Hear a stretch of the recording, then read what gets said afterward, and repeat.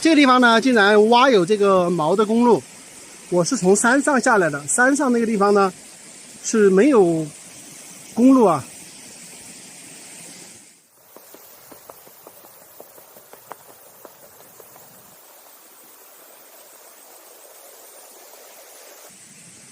哇，这个路到这个地方呢，已经给拦住了。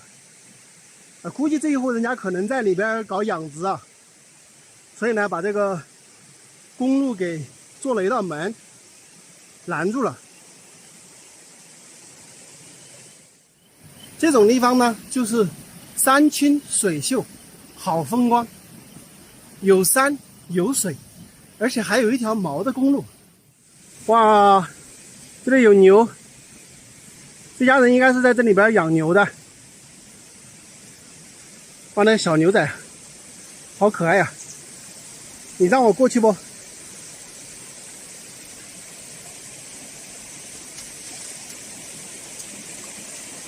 这个小牛仔好漂亮，看看。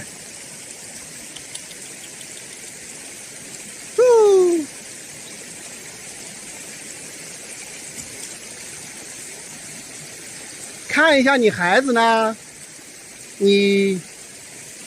我就看一下你孩子。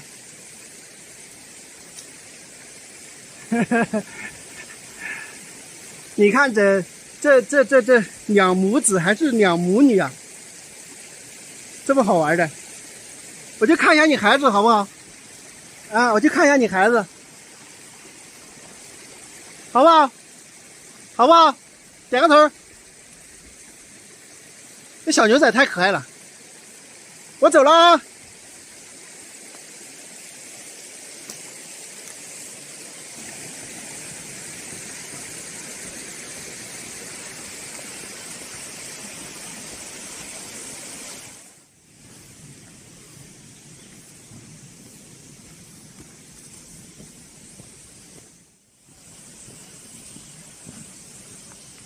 这些地方一旦涨大洪水的话，这些路也是会被淹的。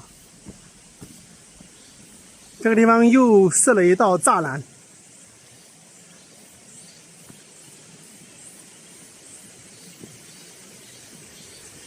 你可以看到这些公路都是私人路，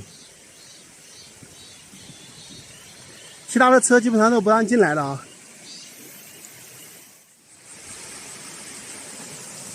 看一下那里的房子，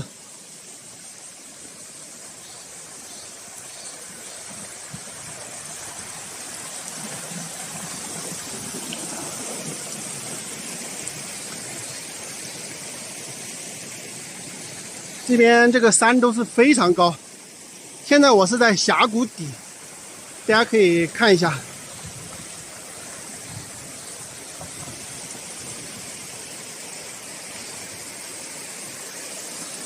什么是小桥流水人家？这就是啊。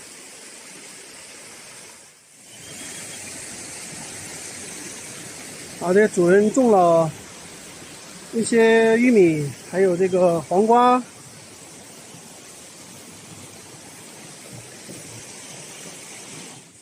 看一下它这个房子所处的位置，边上就是一条小河流，后面是大山。整个在峡谷里面，看，整个山实际上是把它这一户房子是围在里边的，围住的，看到没有？这里是肯定住有人的，我们上去看一下有没有人在家啊。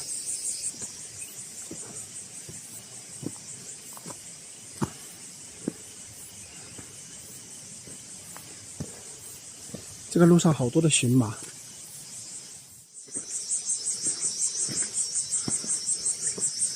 哇！为了两头大黑猪，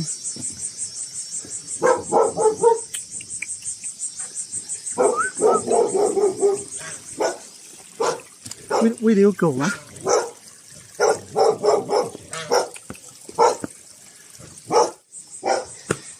在家没得？走，你干啥？你们忙没？哦，那宝宝我都看到的，他是不是跟大家找杨子去的？哦。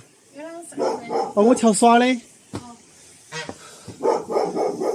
呀，走。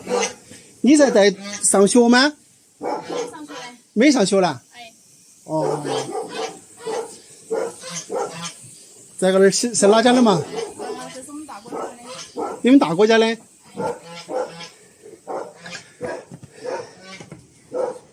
哇，你们大国家那么大个了？那你们爸爸好大年纪了？爸爸50多嘞，快。50多。有2、3年了噻。哦。走。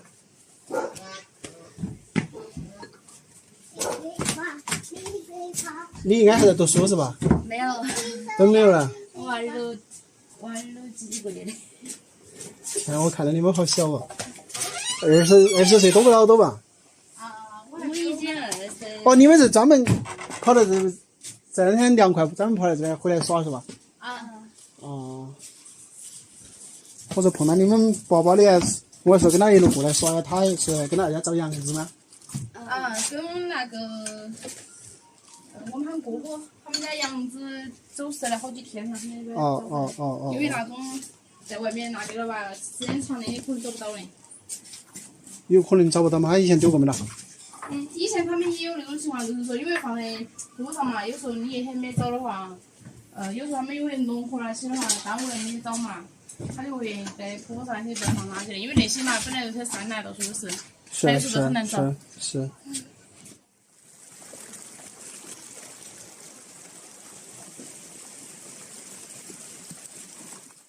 我现在呢已经从这个峡谷里边这户人家出来了，他们呢是2个女孩子在家，然后进屋呢就没有拍摄了。首先第一个呢房间里面比较暗，第二一个呢怕人家有抵触，所以呢就没有拍。那么在那聊了会儿就走了。你看我这个5大3粗的一个形象，然后人家就2个女孩子在家，没准人家心里面还是有点怕的，对吧？所以呢我就没有待很久的一个时间，我就提前走了。那现在呢就要出去，人家小姑娘特别懂事啊，才20岁都还不到，那个刚上完职校回来，在家里跟她哥哥带小孩。好了，朋友们，现在呢我要步行1个多小时的路程走出去，今天的探秘呢就到这里。现在下着大雨了，也没带雨伞，只有硬着头皮走了，反正就是淋湿嘛，大不了。贵州的天气就是这样啊，有人说10里不同天，咱们贵州的天气是1里不同天。山里是好玩，步行是好玩，但是遇到下大雨吧，你就只得受着啊。哎呀，不行，越来越大，越来越大。现在是汗水夹杂着雨水到我的车旁边了。你们不知道在山里面淋雨是多么爽的一种感受。好了，朋友们，我休息一下就要走了，今天视频就到这里啊，咱们下期再见，拜拜。哇，好大雨。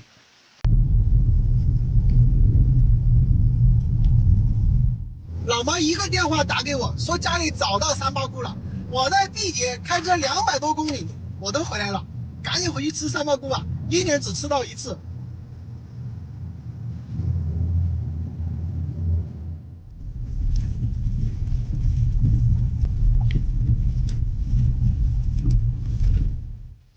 我刚刚到家，然后我爸说他在山里又找到了几朵，我去拍一小段视频啊。要从这个森林里边穿过去，以前我们住的土地都在前面这个荒山里面，你们可能想象不到，我现在从森林中穿过的这条路，以前是我们新庄村和河对岸草王八村2个村之间的必经之路，那么基本上每天都有人上下来回走。那你看看现在已经是废弃了，所以说这个真的是时过境迁呀。走这一片丛林里边穿过。啊，你干什么？我就过去了这片以外，我看到其他的蘑菇都反映出来了，我还没看到啊。我这里看到有朵红的，这个是什么？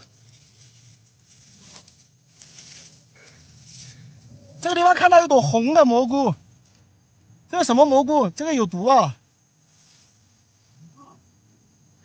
老板，在这喽？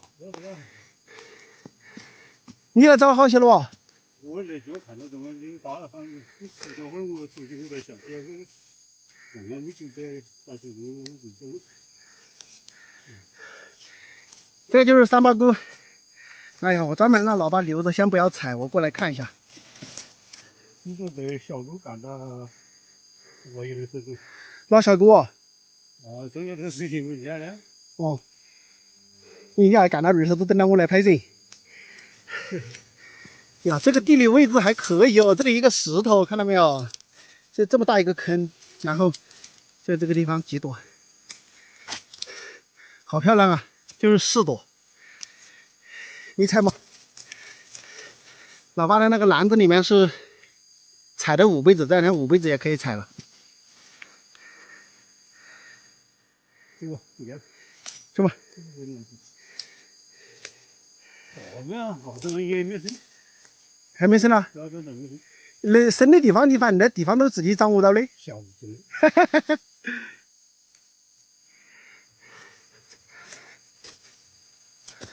我老爸每年都来找三八菇，哪个地段可以长的，他都清楚得很。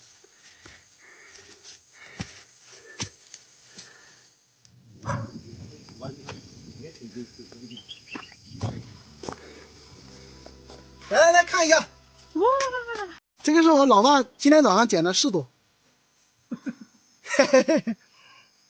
这里一大堆是之前就捡的，放在这里的。那就你这个是今天早上捡的，然后上一次捡的已经撕开在煮了。来，我给你们看一下，在遵义这一朵要卖10几块，想不想吃的？我50块钱一朵卖给你们好了。就这一点蘑菇最少要卖300。这个就是我老妈前几天找的，然后放在冰箱里2天了，就等着回来吃了。就这一点都有3、4斤，今天就光吃蘑菇了。你看，我们吃三八菇就是这样吃的，我都想笑。这一锅好几百块。我跟大家说啊，你们觉得看着好像没什么味儿，三八菇呢就是这样吃，其他什么调料都不要放。哎呀，简直好吃的很！我跟你们讲，虽然看着比较难看的，等会儿这个，然后就这样放一点葱花，啊，一锅超级美味的三八菇就搞好了。这是我们的胡辣椒搞来蘸三八菇。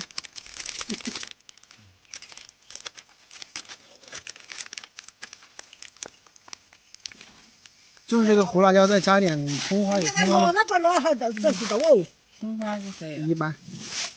这个是三八菇吧？这个是我们搞的那个黄辣丁来搞的那个叫什么石锅鱼。这边是我大伯，中间是我老爸，这边是我二伯。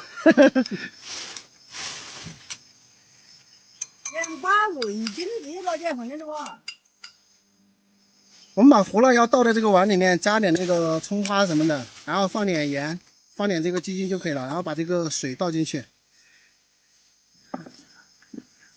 倒过来再搅一下，啊，搅一下就 OK 了。然后我们就可以蘸蛋菜啊，包括这个今天有这个非常好的蘑菇，蘸一下，啊。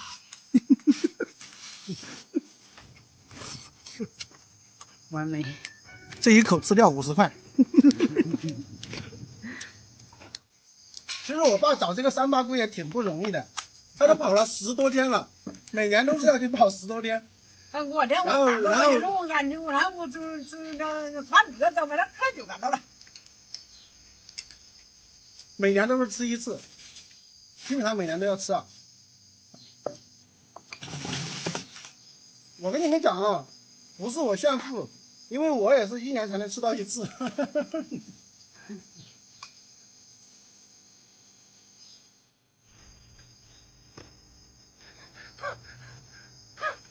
朋友们，吃了一顿丰盛的饭啊，三八菇。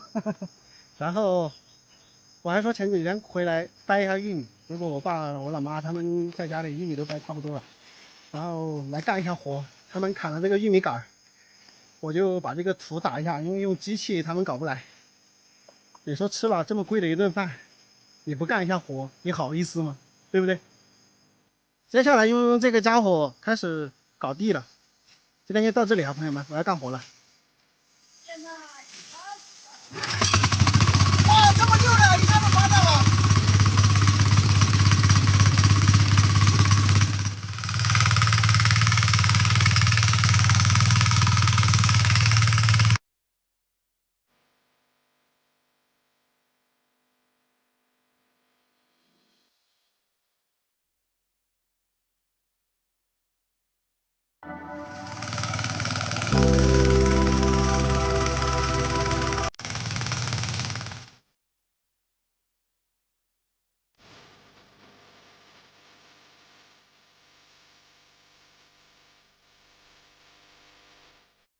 地打的差不多了，回家去新搞魔芋吃。你们想知道魔芋怎么搞的朋友，我下面呢会把步骤给你们说的清清楚楚，你们可以自己在家里面就可以搞魔芋豆腐吃啊。这个已经是洗干净的魔芋，很大一个，然后现在是开始把它宰细啊。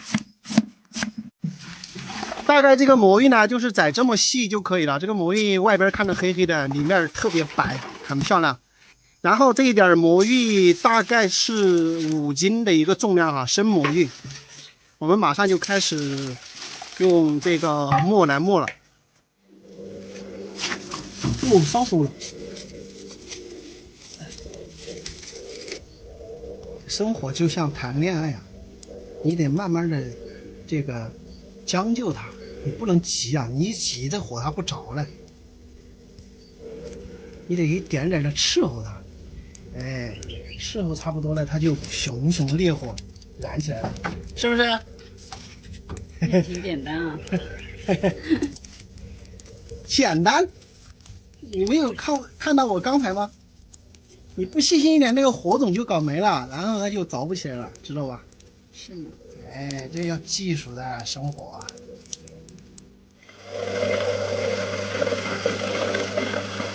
那么用这个电磨磨的时候呢，手上抓一把米，偶尔呢放几颗进去，就是它好下一点。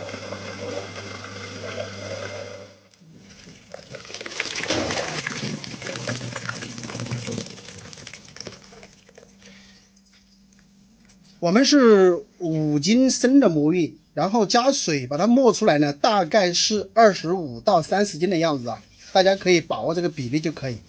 忽略那边的猪食啊，那边是煮来喂猪的猪食。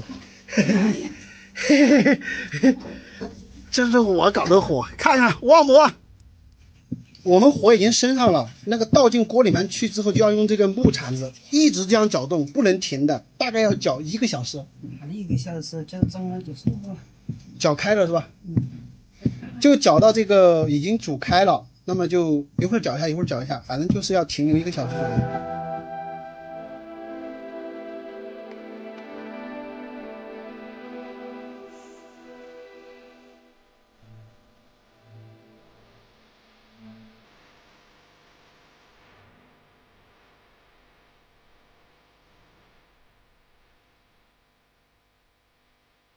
从刚开始搅到现在这个样子，已经是搅了有差不多半个小时了，反正总的要1个小时。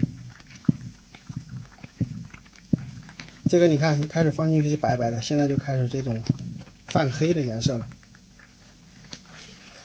这个大概是2两的大碱，然后来兑一点水，水呢可能也是1、2两吧。现在这个魔芋呢，基本上已经是煮熟了。然后就要开始兑碱水，这个呢是大碱，买的那个大碱，大概是2两的大碱加上一点水，就是这个模样的。那么待会儿这里把这个火关一下，然后呢就开始放碱水，开始放碱水。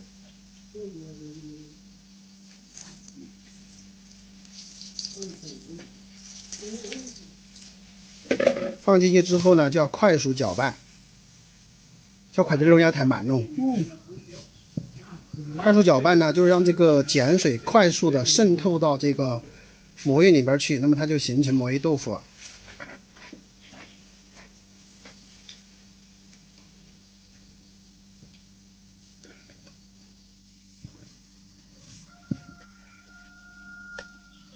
回来。哎，不可以，不可以。然后呢，盖上这个薄膜。有的人说这个不卫生，但是也没关系啊。你们看，没有让它挨着这个魔芋豆腐。刚刚用薄膜盖了大概有10分钟，然后就已经好了。现在用刀划开，这一锅魔芋可不赖啊！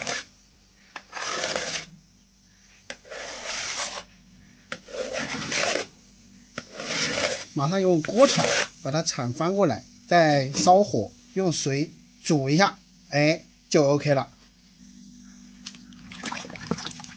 是那个有味哈，漂亮啊！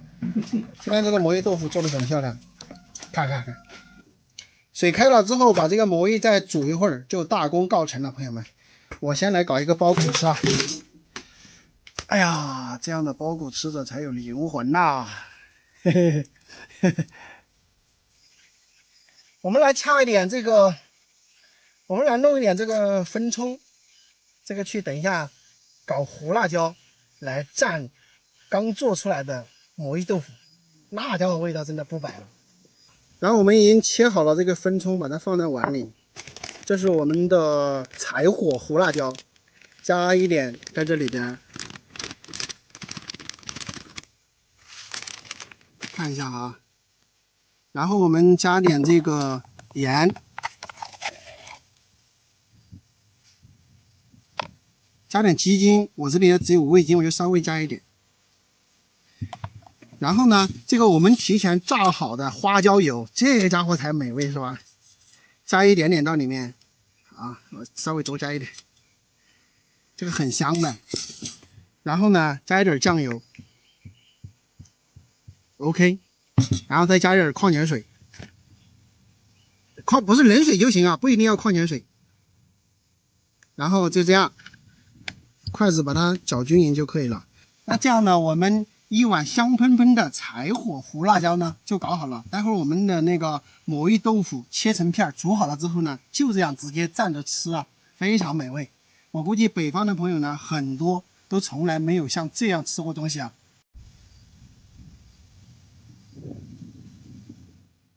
然后我们现在就要吃饭了，看我们炒了几个菜。这个是腊肉，这个鸡蛋炒野菜，这个呢就是我们今天的重头戏魔芋豆腐。这豆腐呢就是我们刚刚不是已经把魔芋豆腐做好了吗？就切成这么一小块一小块的，再用这个水把它煮一下就好。然后现在呢就来蘸这个胡辣椒。哎呀，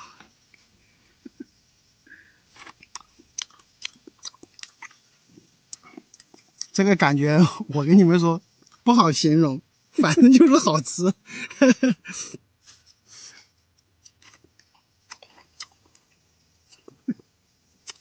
用我们本地话就说就是巴适的很。可以了。这个魔芋豆腐就是我老妈全程做的，她是高手，好多东西都可以做。加什么？我这边。吃吧。刚刚我们录这个宰魔芋的时候呢，没有让大家看到山坡的魔芋是什么样子的。大家看看，这个就是魔芋的杆，那么它像蛇皮一样的，上边的叶子呢是这样伞状的啊。然后我现在呢就在这里刨开，给大家看一下里边的个是什么样子的，也是黑黢黢的。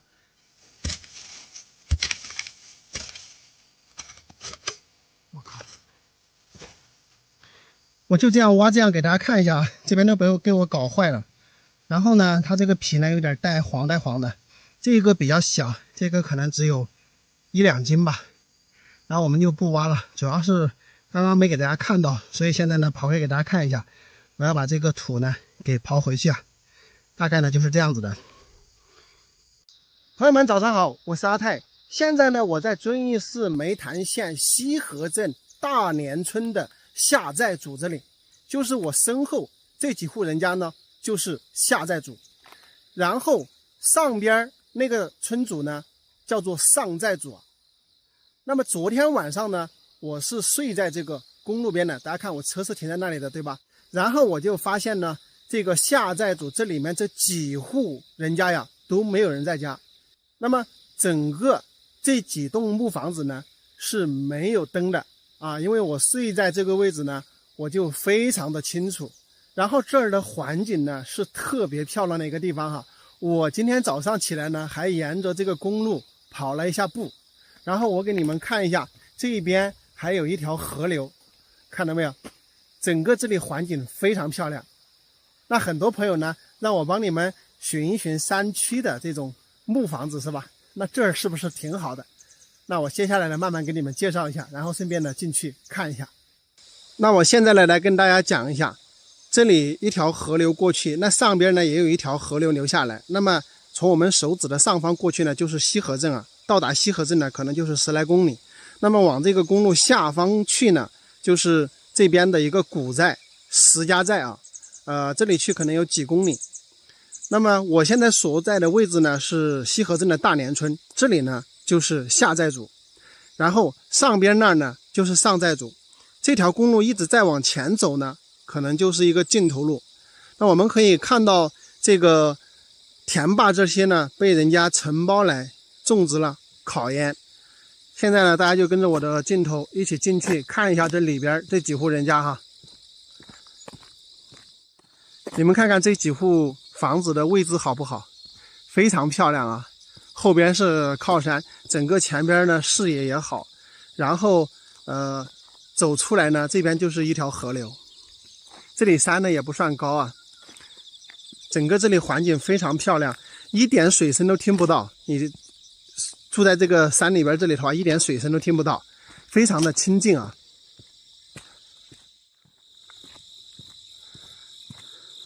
那我们走到了第一户人家这里啊，它整个是一个3合头的一个房子，然后呢是锁住的，这里弄了一个竹栅栏哈，是锁住的。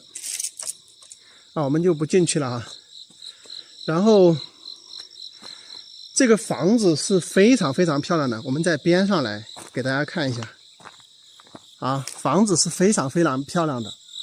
这里是正3间的一个房子，然后这边有一个厢房，这边有一个厢房。我先给大家看完了之后呢，再跟大家讲解哈。这户人家挺有讲究的，看到没有？这个房子大门的两边，一边弄了一个是飞带飞的一个鸽子。这个下寨组呢，它整个是一个独立的啊，它这个公路呢没有通到上寨组，只是从这边，就这边主公路一条岔道进来之后呢，正好你这里呢就是下寨组的这几户人家。这里也有一个房子，带大家看一下。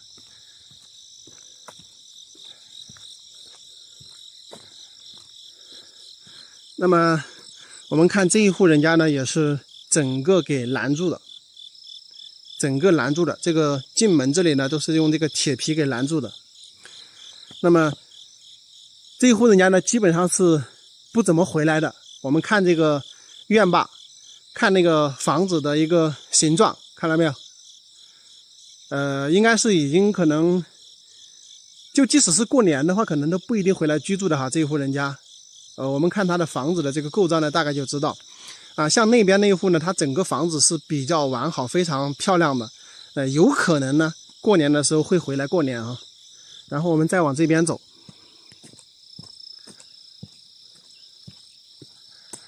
哇，这里真的是漂亮哈，真的是漂亮，不是开玩笑。那么这个是牛栏猪圈，那像这个房子呢，这个猪圈呢都已经就是位移的比较严重了，那么也是很多年没有使用过了。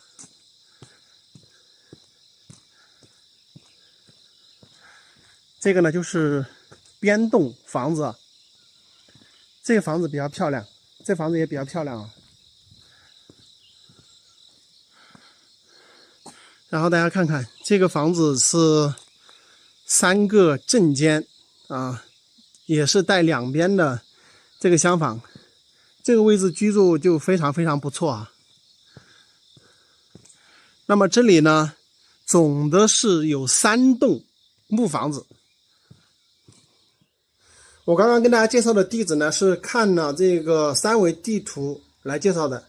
那么这个呢，才是详细地址，大家记住啊。西河镇石家寨村洛望西组啊，这个是他们的精确的地址。如果你们要来问的话，就要问这个地址啊。刚才我介绍的呢，可能是大地址。那么我们注意看一下，这边写的是42号，那么这边写的是43号，那就证明这一栋房子呢，它实际上是2兄弟的，大家明白吗？也就是从这个中堂这里隔断，像中堂的话是大家共同使用的，那么两边呢就是一边一兄弟。那我们农村分房子是这样分的哈，两边都是比较平均的。那么它这一整栋房子呢是2兄弟的。如果说你们需要整栋呢，可能需要跟他2兄弟都协商啊，当然一般找到1个人就可以啊。总的是3大栋的一个木房子，那么这3栋呢都是没有人居住的啊，都是没有人居住的。说实话哈，这个位置我自己也特别喜欢，应该是大多数人呢也喜欢这样的位置。离这个前方河流的这个距离呢，大概也有好几百米，所以说，有山有水，非常漂亮的地方。晚上要是睡在这个里边的话，是非常非常清静的。昨天晚上我是睡在这个河道边上的嘛，那么因为它这里河水呢流动比较平缓，所以呢也基本上是听不到水声的。那如果说你居住在这里面呢，就完全没有水声，又享受了这种清澈的河流。住在这里呢又非常的清静，然后你早上起来呢又可以沿着这个河道的公路呢锻炼一下身体，跑步之类的，非常非常漂亮的一个地方。如果你们喜欢的话，你们可以自己过来这边参观一下。凭我的判断呢，再跟大家说一下，这个边户和那边那个边户呢有可能过年会回来住，但是这个东西呢只是我的猜测。中间这一户呢是绝对不会回来的，看它的房子的形态呢，我们就能够看到，像这里这么好环境、这么好位置的地方呢，它是不可能搬迁的。也就是这些人呢，都是在外边有房子啊，他们不怎么回来，房子留在这里的，所以呢，是完全可以出租给其他的人居住。如果你们喜欢，你们来找到主人家去谈呢，这个是肯定能谈得好的，因为他们也不回来，有人帮他们照看房子呢，他们高兴都来不及，对吧？好了，今天视频就到这里哈，朋友们。如果大家觉得我说的对你有帮助呢，大家记得点赞、关注、收藏、转发，感谢。朋友们，大家好，我现在呢是在遵义市桐梓县荣光乡云农村的14组。为什么我今天来这里呢？是一位天津的汪先生委托我过来的。那么汪先生呢，他跟他的老婆已经结婚了20年了，但是他还没有来过他老婆的家乡，他老婆呢就是这个云农村14组的人，所以呢他就委托我来拍一下他丈母娘的家乡是什么样子。这个呢就是天津的汪先生跟我的一个聊天记录，他大舅哥包括他老婆丈母娘的名字呢都跟我讲了。他主要是结婚之后从来没有来过贵州，就是想看一下这边的一个乡村面貌，以及他老婆他们家里是一个什么样子哈。啥一句来事？哎呀个小人家狗鸣涧是哪家？狗鸣涧啊，他已经出来在天津去了呀，嘎。他们妈叫崔淑珍呢。崔玉珍哦。啊，下边。哪家？哦，底下不是有个洞，开街下街。啊。它有个洞，那个路很陡，下街下街了过后就是就不是有条路下坡，有条路上坡。就走上坡那条，他们就那边。他们那边？你还在洞下边？哎，他们在洞下边的嘛，崔玉珍。哦，那我还整过了。那麻烦你哦。整了嘛？不是，他专门找我来在他们家给拍个影像。啊，在那下边。等于他现在的房子都是别人住了是吧？对。哦是，他们那个堂兄弟。好的好的，谢谢哈。没有在那个洞下边去的哈。哦，好的，谢谢哈叔。走超过了，这个叔叔跟我讲，在那个洞口的位置已经是快要见到他们家的庐山真面目了哈。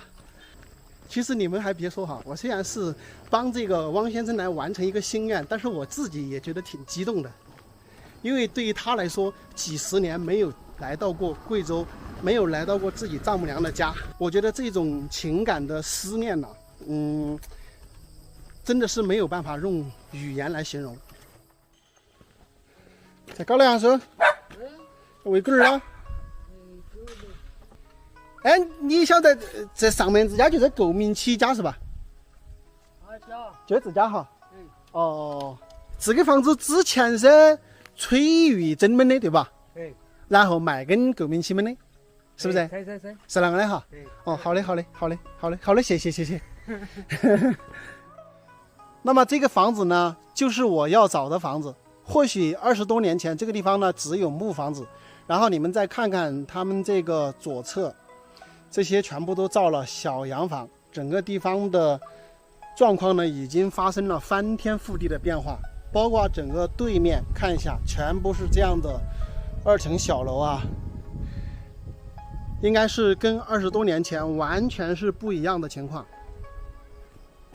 我不知道这个崔老师他们离开这个地方的时候，这里是什么房子。那么现在呢，就是一个2层小楼，然后公路呢也是通到院坝来的。那么崔老师他们把这个房子卖给了他的侄儿，叫购明启。其实我跟你们说，我找到这里也是挺不容易的。然后云龙村呢，它分10几个组。那我一开始到村里面问了1组、2组、3组，慢慢的问到14组了，其实挺难找的。然后路上问了好多的人，那么终于呢帮这个汪先生呢完成了你的夙愿啊。这里呢就是曾经你的丈母娘、老婆所居住的地方，就是这个位置。但是以前是什么样的房子呢？我就并不清楚了。我们可以问一下他们当地的村民啊。我问下你说。他个就是崔玉珍老师啊，他们是出去好多年了？这几年我买了2、3年了，差不多2、3年哈。我不抽血说，我不抽。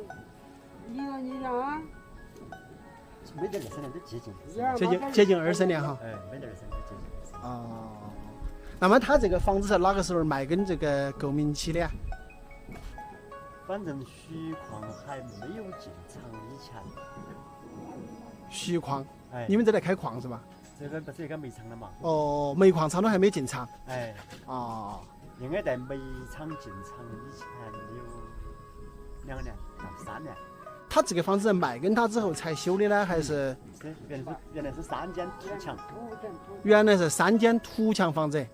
等于卖跟他了之后，他才在这个上面修的这个楼房。这样子的。那么我向这个大叔明确的确定了一下，也就是说崔玉珍老师呢，他们离开这里已经超过了20年。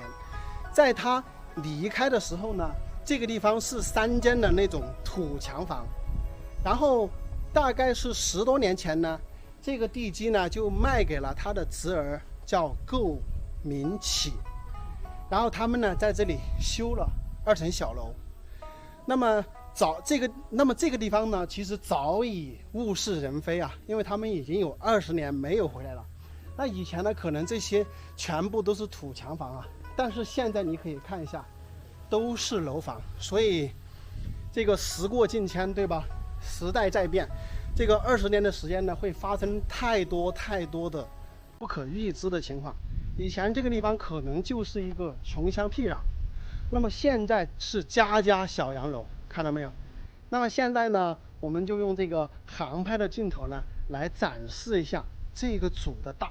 这个组真的非常大，一个组就有这么大。你可以想象一下，云龙村有多大的面积，太大了。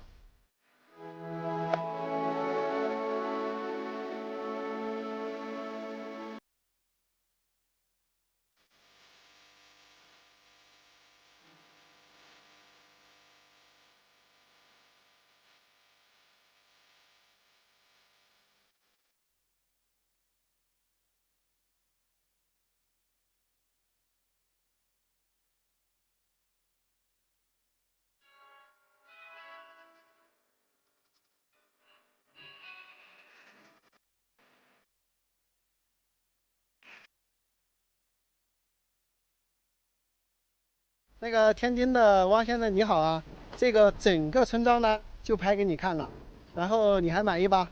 所有的情况呢基本上都已经跟你讲清楚了。然后这个房子呢是后来修的2层小楼，但是你也可以看一看他们以前的房子是什么样。正好这个房子的侧面呢就有一户还没有动的以前的房子，我拍给你看一下，就是这一栋。看一下这个整个呢是土墙房，看到没有？那么崔老师他们以前住的呢肯定就是这样的房子，那里面呢全是这样的土墙，这个外边呢是有一种木柱子的。哎，他们这里的这个土墙房呢其实还挺好看的。哇，真的是古董啊，像这栋房子真的是古董。我觉得呢汪先生真的是一个非常有情怀的人啊，虽然20多年没有到过自己的爱人以及自己丈母娘的老家，那么但他想到了委托我来帮他拍一段视频，他可以看一下。那么有的人可能会说他为什么不自己来呢？其实我要跟你们讲，他们已经离开了20多年，然后呢10多年前自己的宅基地已经卖给了别人，那么别人在这里呢重新建造了房子，所以这跟他们已经没有任何的关系。那他们回来呢其实是没有驻扎的地方了，这也就能理解他们为什么20年了都没有回来。但是呢我还是觉得如果你有时间呢，可能还是能够约一个时间呢，带着自己的爱人丈母娘回到这个地方呢，来再细细的端详，好吧？好了，今天视频呢就到这里啊，感谢朋友们的观看，咱们下期再见，拜拜。